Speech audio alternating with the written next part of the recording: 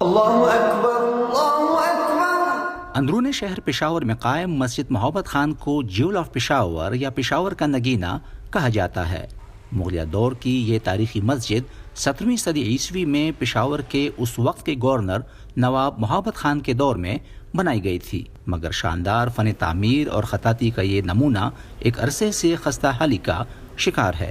Living place ہے، لوگ آتے ہیں، عبادت کرتے ہیں، اور بالکل پشاور کے دل میں، لیکن بدقسمتی سے وقت کے ساتھ ساتھ اس میں کچھ انکروچمنٹ ہوئی اس کے سراؤنڈنگز میں۔ اس کے پیچھے ایک پلازا بنایا گیا، جو نیچے جو دکانیں تھی اس کی وجہ سے اس کو نقصان پہنچ رہا ہے۔ ابھی اوقاف ڈپارٹمنٹ نے اور چیف منسٹر آفس نے انہوں نے ڈیسائیڈ کیا کہ ان کو ویکیٹ کر کے ان دکانوں کو اپنی جگہ پہ لے کے آئیں، تاکہ یہ مسجد مزید خراب ہونے سے یا گرنے سے اس کو بچایا جا سکے۔ مسجد محبت خان پشاور کے مشہور صرافہ بازار میں واقع ہے۔ یہ مسجد بلند و بالا مینار، خوبصورت محراب اور گنبد کے باعث مشہور ہے۔ 30,000 اسکوائر فٹ سے زائد رقبے پر مشتمل مسجد محبت خان سے ملحقہ دکانیں محکمہ اوقاف کی ملکیت ہیں۔ مسجد کی بحالی کے لیے صوبائی حکومت کم از کم 47 دکانوں کو خالی کرنے کے نوٹس جاری کر چکی ہے، مگر کرایہ دار عمارتیں خالی کرنے پر راضی نہیں ہیں۔ ماہرین کا کہنا ہے کہ اگر مسجد سے ملحقہ عمارتوں کو بروقت خالی نہ کیا گیا تو یہ تاریخی عمارت مزید نقصان کا شکار ہو سکتی ہے۔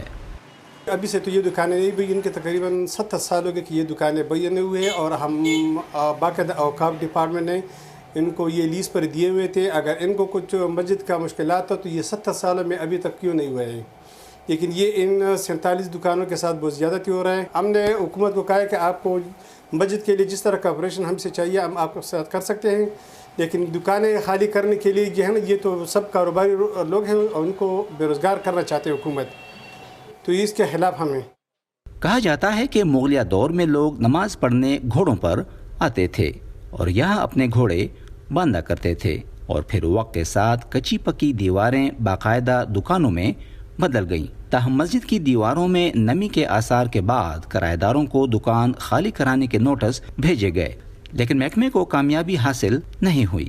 اس نمی کی ایک وجہ مسجد کی عمارت کا کم ہوادار ہونا ہے، جس کا ذمہ دار اس کے ارد گرد تعمیر شدہ بلند و بالا پلازوں کو بھی قرار دیا جا رہا ہے۔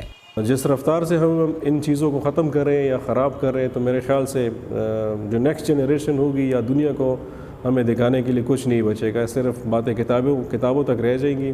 مسجد میں آج بھی نمازیوں کی بڑی تعداد آتی ہے اور لوگ چاہتے ہیں کہ یہ شاندار تاریخی عمارت اپنی اصل حالت میں قائم رہے۔ میں گزشتہ 30 سال سے اسی مسجد میں نماز پڑھ رہا ہوں۔ اس کی مرمت بہت ضروری ہے کیونکہ یہ پشاور کی ایک شناخت ہے۔ اس کے مینار اور ملحقہ دیواریں خستہ ہو رہی ہیں۔ یہاں ایک خوبصورت تالاب تھا، اس کی مرمت بھی بہت ضروری ہے۔ ڈاکٹر عبدالصمد کا کہنا ہے کہ مسجد کے کچھ اندرونی حصوں اور مینار پر کام شروع ہو چکا ہے اور اس کی مرمت کے لیے حکومت کی جانب سے 8 کروڑ 70 لاکھ روپے مختص ہو چکے ہیں۔ اس کے ساتھ ساتھ جوں ہی خیبر پختونخوا حکومت مسجد سے ملحقہ دکانیں خالی کروائے گی، محکمہ آثار قدیمہ اینڈ میوزیم اس تاریخی عمارت کے بقایا حصوں کی بحالی کا کام بھی شروع کر دے گا۔ نصر الاسلام، وائس آف امریکہ، پشاور۔